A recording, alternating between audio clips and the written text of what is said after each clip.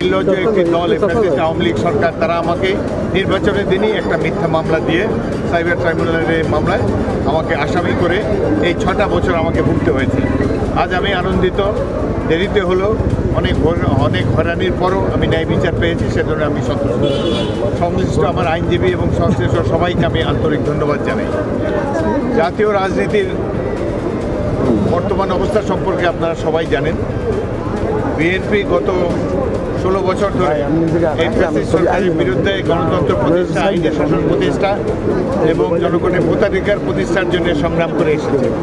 চূড়ান্ত পর্যায়ে বাংলাদেশের সংগ্রামী ছাত্র সমাজ এই আন্দোলনে যুক্ত হয়। আন্দোলন আরও গতিবেগ আরও বেড়ে যায় এবং অবশেষে অনেক ছাত্র জনতার ত্যাগ তিতিক্ষার ফলে, আত্মদানের ফলে আমরা রাহুমুক্ত হয়েছি।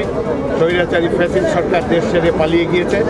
তাদের দুর্নীতি ও নানা ধরনের অপকর্ম, গায়েবী মামলা, মানি লন্ডারিং, সব ধরনের অত্যাচার অনাচার থেকে বাংলাদেশের জনগণ রক্ষা পেয়েছে। এই মুহূর্তে একটি অন্তর্বর্তীকালীন সরকারকে আমরাই সকলের সম্মতিতে দায়িত্ব দিয়েছি। প্রফেসর ইউনূস এই দেশের কৃতি সন্তান, সারা বিশ্বে সুপরিচিত ব্যক্তিত্ব। আমরা আশা করি যে তিনি তার উপর আর অর্পিত দায়িত্ব, তার এই উপদেষ্টা পরিষদ সহ এই দায়িত্ব পালন করবেন। একটি জিনিস আমাদের একটু অসঙ্গতিপূর্ণ মনে হচ্ছে, এই সরকারের প্রধান কাজ হলো একটি নির্বাচিত সরকারের কাছে দায়িত্ব হস্তান্তর করা। এদের কাছ থেকে নানা ধরনের কথা শুনি, কিন্তু নির্বাচনে কোনো কথা শুনি না। সাম্প্রতিককালে 2-1 দিন ধরে একটি সার্চ কমিটি গঠন করা হয়েছে এবং গতকাল মাননীয় প্রধান উপদেষ্টা বলেছেন যে শীঘ্রই এই নির্বাচন কমিশন গঠন হবে। নির্বাচন কমিশন যদি প্রথম 15 দিন বা 1 মাসের মধ্যে গঠিত হতো, তাহলে ইতিমধ্যে নির্বাচনী অনেক কর্মকাণ্ড এগিয়ে যেত, আমরা অত্যন্ত সন্তুষ্ট হতাম। এই ঘটনাচক্রে এই সম্পূর্ণ ব্যাপারে স্টেক হোল্ডার হলো রাজনৈতিক দলসমূহ। রাজনৈতিক দল, প্রধান রাজনৈতিক দল, তারা ইতিমধ্যে বলেছে, আমরা বলেছি যুক্তিযুক্ত সময়ের মধ্যে নির্বাচন চাই।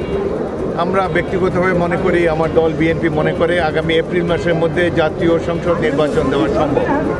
আমরা আশা করব নির্বাচন সংক্রান্ত যে সকল সংস্কার করা প্রয়োজন নির্বাচন সংক্রান্ত, সেগুলো দ্রুত বর্তমান অন্তর্বর্তীকালীন সরকার করবেন এবং তারপর নির্বাচন দেবেন।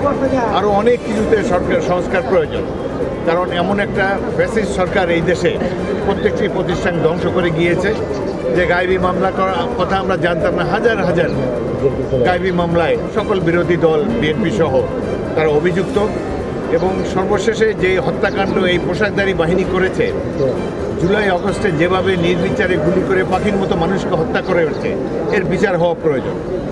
কিন্তু যা কিছু সংস্কার করার প্রয়োজন এগুলো সময় সাপেক্ষ এবং এটি করার ম্যান্ডেট প্রাপ্ত হলো নির্বাচিত সরকার। আমরা আশা করি আগামীতে জনগণের ভোটে যে সরকার আসবে, তারা এই সকল সংস্কার কাজ যেটি বর্তমান সরকার করতে চান বা তারা যে সকল সুপারিশ করবেন, সেটি আগামী দিনে জনগণের নির্বাচিত সরকার বিবেচনা করে সেই সংস্কার সমূহ করা প্রয়োজন। এই সংস্কারের যৌক্তিকতা আছে। আমরা মনে করি বাংলাদেশের সমাজ দেহে রন্ধে রন্ধে যে ধরনের অন্যায়, অবিচার এবং ক্ষমতার লোভে পিষ্ট দুর্নীতিবাজরা রাজনীতির যে ব্যাপক দুর্নীতি করে গিয়েছে, সেই জন্য অবিলম্বে তাদেরও বিচারের আওতায় আনা উচিত। এগুলো সবই সময় সাপেক্ষ। আমরা আশা করব প্রফেসর ইউনূসকে আমরা সমর্থন দিয়েছি, সামনেও সমর্থন দেব, তার উপর আমাদের আস্থা আছে।